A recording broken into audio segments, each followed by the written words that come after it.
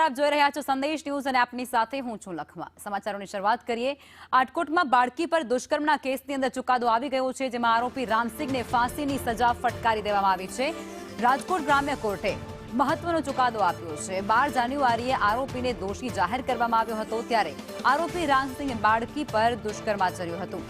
આરોપી રામસિંહ જે ડુડવાને ફાંસીની સજા ફટકારી દેવામાં આવી છે। ગ્રામ્ય પોલીસે 11 દિવસમાં ચાર્જશીટ ફાઇલ કરી ડે ટુ ડે ટ્રાયલ બાદ 33મા દિવસે બાળકીને ન્યાય મળ્યો છે। 7 વર્ષની એ માસૂમ બાળકી જેના પર રામસિંહે ક્રૂરતાપૂર્વક દુષ્કર્મ આચર્યું હતું અને ઘટનાનું રિકન્સ્ટ્રક્શન જ્યારે કરવામાં આવ્યું ત્યારે રામસિંહે પોલીસને ભાગવાનો પ્રયાસ કર્યો હતો અને ત્યારબાદ ભાગવાના પ્રયાસ કરતાની સાથે પોલીસ દ્વારા તેમના પર પગના ભાગે ફાયરિંગ પણ કરવામાં આવ્યું હતું, જેમને ઈજા પણ પહોંચવા પામી હતી। ત્યારબાદ તેમને સારવાર અર્થે પણ ખસેડવાની ફરજ પડી હતી અને ત્યારબાદ આખરે બાળકીને ન્યાય મળી ચૂક્યો છે અને એ દોષિતને ફાંસીની સજા ફટકારવામાં આવી છે।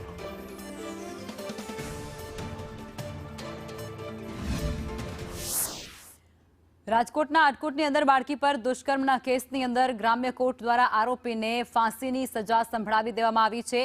આટકોટમાં દુષ્કર્મનો કેસ, જેમાં જસદણના આટકોટમાં બાળકી પર નરાધમે દુષ્કર્મ આચર્યું હતું। નરાધમે બાળકીનું અપહરણ પહેલા કર્યું હતું અને ત્યારબાદ ક્રૂરતાપૂર્વક તેના પર દુષ્કર્મ આચરવામાં આવ્યું હતું અને ત્યારબાદ પોલીસને આ બાબતની જાણકારી થઈ હતી।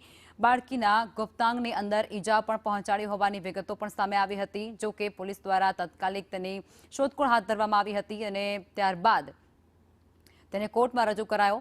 આરોપી બાળકીને કણસતી હાલતમાં ત્યાં મૂકી અને ત્યાંથી ફરાર થયો હોવાની વિગતો પણ સામે આવી રહી છે, ત્યારે એ નરાધમને હવે કાયદાકીય કાર્યવાહી તેના પર કરાઈ છે। બાળકીને સારવાર માટે ખસેડવાની ફરજ પડી હતી અને ત્યારબાદ બાળકીના પરિજનો દ્વારા પોલીસ ફરિયાદ પણ દાખલ કરવામાં આવી હતી અને જે બાદ 3 સંતાનોનો પિતા જે રામસિંહ છે તે દુષ્કર્મનો આરોપી છે, તે ફરાર થઈ ચૂક્યો હતો। જો કે પોલીસ દ્વારા તેને ઝડપી પાડવામાં આવ્યો હતો અને આજ મુદ્દે અમારા સંવાદદાતા મયુર અમારી સાથે લાઈવ જોડાઈ ચૂક્યા છે। મયુર, રાજકોટની અંદર જે બાળકી પર દુષ્કર્મ આચરનાર આરોપી છે તેને ફાંસીની સજા ફટકારવામાં આવી છે, વિગતો શું?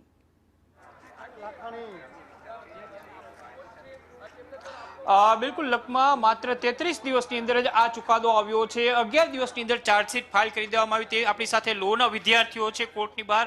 શું કહેશો જે પ્રકારે ચુકાદો આવ્યો છે? આ એક નિર્ણય ખૂબ સારો જ છે, કેમ કે 33મા દિવસે આરોપીને ફાંસીની સજા મળી છે।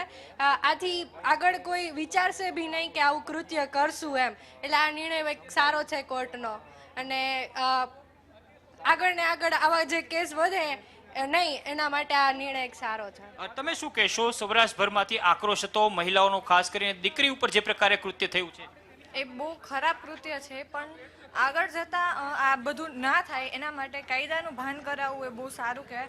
અને 33 દિવસમાં એ લોકોએ ચુકાદો આપ્યો, એના બદલે 1 દિવસમાં જ એને ફાંસી દઈ દીધો, તો એ ટાઈપનું કરવું જોઈએ। તો એનાથી જે એ ટાઈપના નરાધમો છે એનામાં એટલું કાયદાનું ભાન રહે અને એ લોકો આ બધું કૃત્ય કરતાં પહેલાં બીજી વખત વધારે વિચારે। બિલકુલ દાખલારૂપ ચુકાદો છે તે કોર્ટ દ્વારા આપવામાં આવ્યો છે। તમારું શું કહેવાનું છે જે પ્રકારે કોર્ટે નિર્ણય કર્યો છે? ફાંસીની માંગ હતી, ફાંસીની સજા સંભળાવી છે। ખરેખર ફાંસીની સજા જરૂરી હતી, કારણ કે આવું જે કરે છે એ લોકો બહુ જ ખરાબ છે। ઘરે પોતાની પણ દીકરી હોય એની સાથે પણ જો આવું કરવામાં આવે તો એમની શું હાલત થાય એ પણ એમને વિચારવું જોઈએ અને કોર્ટે ખૂબ જ સારો ચુકાદો આપ્યો છે। બધી જ કોર્ટે આ રીતનો ફટાફટ અને ઝડપી નિર્ણય લેવો જોઈએ અને ફાંસીની જ સજા થવી જોઈએ। આ પ્રકારના કૃત્યને કેસની અંદર જ્યારે આરોપી દોષિત જાહેર થાય છે ત્યારે ફાંસીની સખતમાં સખત સજા આપવી જોઈએ અને આ ચુકાદાને રાજકોટના લોના વિદ્યાર્થીઓ છે એ પણ વધાવી રહ્યા છે, રાજકોટવાસીઓ પણ વધાવી રહ્યા છે કે દાખલારૂપ ચુકાદો આપ્યો છે। જે કોઈ પણ આ પ્રકારના કૃત્ય કરતા હોય છે 2 વખત વિચારશે આ પ્રકારના કૃત્ય કરતા પહેલા, એટલે ચોક્કસ સીમાચિહ્ન રૂપ ફેસલો છે એ અત્યારે રાજકોટવાસીઓ ગણાવી રહ્યા છે। જી આભાર મયુર, આપ જોડાયા તે બદલ।